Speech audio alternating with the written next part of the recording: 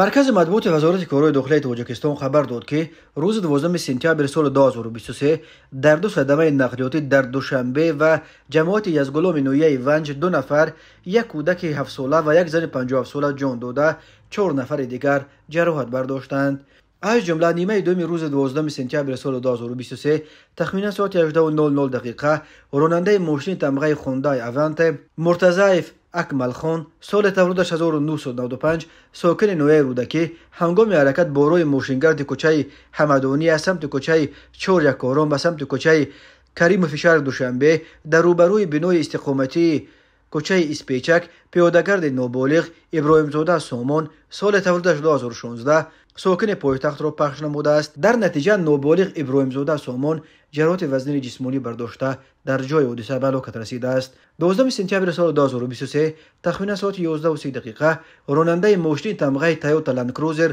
سید احمدوف ایرج الف بیکوویچ سال تولدش 1978 ساکن شهر خوروغ هنگام حرکت در شورای خوروغ در واسکولوب دوشنبه در حدود جماعت دیوت یزگلام نویه ونج از اوده دوره وسطای نقلیات نبرآمده به طرف چپ رو چپ شده است. در نتیجه راننده و مسافرانش علیدودوف منظرشو سال تولدش 1977 نابالغ علیدودو و گل نوره سال تولدش 2006 ساکنان شهر دوشنبه تلوبویف شکرالله نمازبایویش ساکن نویه عینی جراحت‌های گوناگون جسمانی برداشته در بیمارخانه بستری گردیدند و مسافر دیگر این ماشین حسن شوی و امریگل کرم خدایونا سال تولدش 1965 ساکن شهر دوشنبه جراحت‌های گوناگون جسمانی برداشته هنگام به بیمارخانه انتقال دادن در راه به هلاکت رسیده است. وزارت کارهای داخلی گفت آید بین الحادثه‌ها تحقیقات ادامه دارد. بنا به آخرین آمار وزارت کارهای داخلی در نیمه اول سال 2023 در راه‌های تاجیکستان